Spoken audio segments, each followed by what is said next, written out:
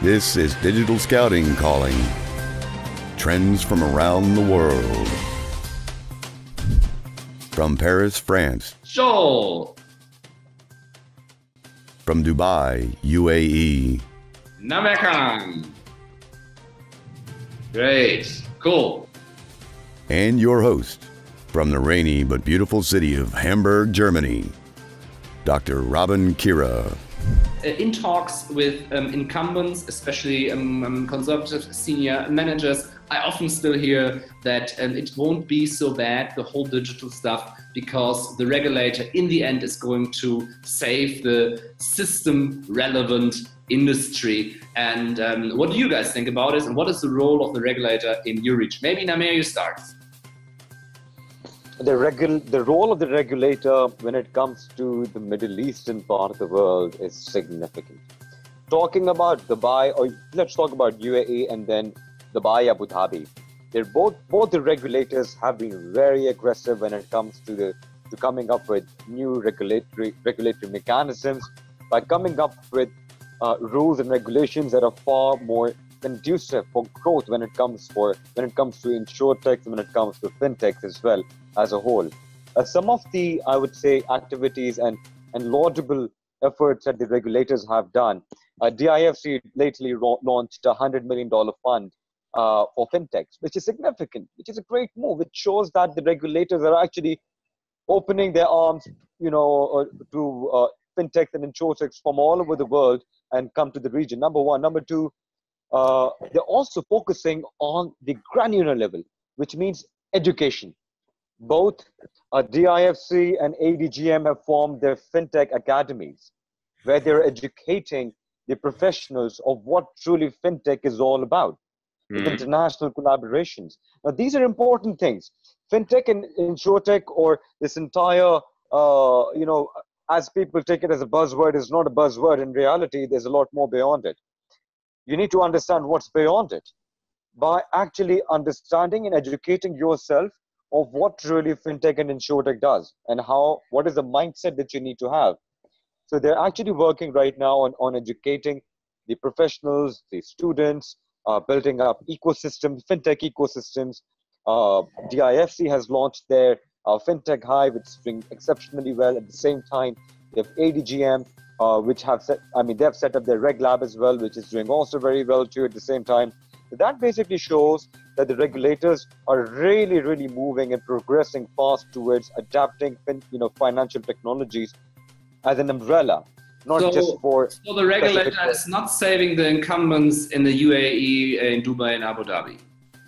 I would say that they have understood and they understand the importance of what technology is going to be in the coming years and what role it is going to play in the coming years. Hence, they're actually focusing on creating that bridge, creating that collaborative environment between the incumbents and the startups, which is essential. If that environment is not there, where two parties are not collaborating with each other, there's always going to be a clash. But when there is a superior authority like a regulator bridging the gap and bringing the two worlds together, is where the enablement truly happens. And that is where I would actually, the regulators in our part of the world are creating alliances with multiple countries, with multiple fintech hubs as well. And within the short span of time, they have been regarded as well as the top 5 regulators when it comes to, or top 5 fintech hubs when it comes to the overall fintech landscape. So as you can see, these are those changes. Within a small span of time, they've managed to be amongst the top 5 fintech hubs.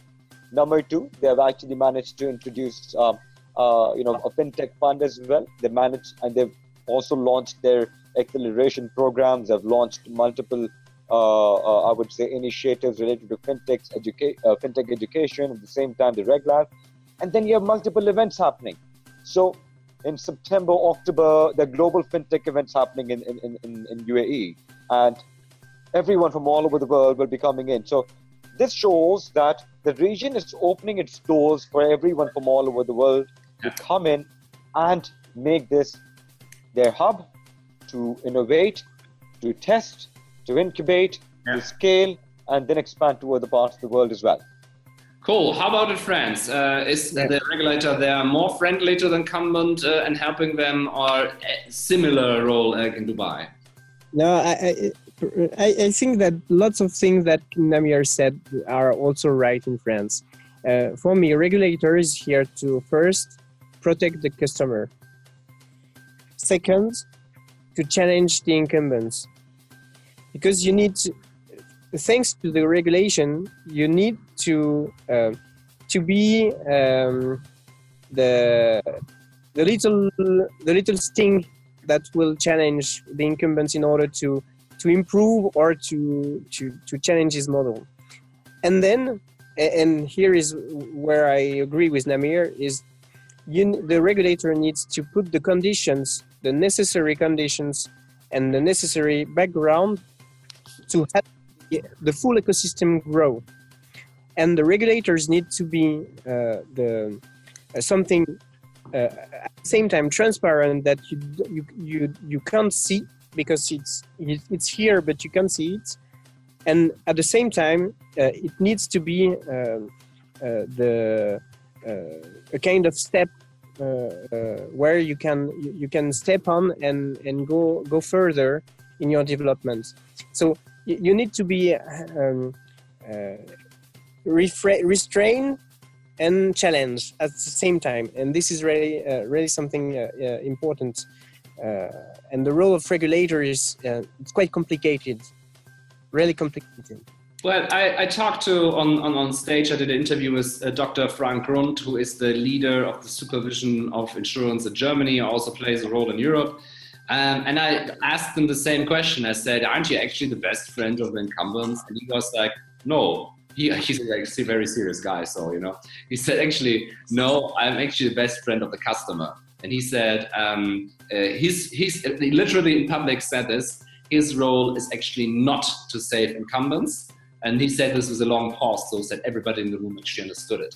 And I think this was a pretty bold statement, and it should actually end the discussion and the hopes in boardrooms where people actually say, oh, if problems arise, the regulator or the government will save us. It's not the case. And also in this event, he said that they see themselves concerning startups and insurtechs. They see that they need to look there and to make sure that the products and services these new companies provide are actually meeting the regulatory requirements in order to save the customer and protect the customer. But on their way to this goal, they are very happy to support and help the insurtechs, and so we have like an in-depth cooperation.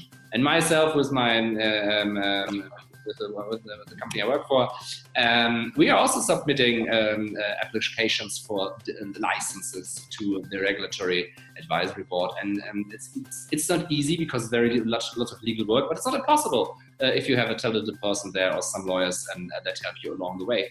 So the image of the regulator being the last line of defense for incumbents that are incompetent or too lazy to actually move, it's an illusion. It's an illusion. They won't save you. And I think this message needs to be out there. And it's really interesting to see that it's actually in a lot of parts in the world like that. Hey guys, it would help us a lot if you could hit the subscribe button down there and to make us also grow here on YouTube. Thank you very much.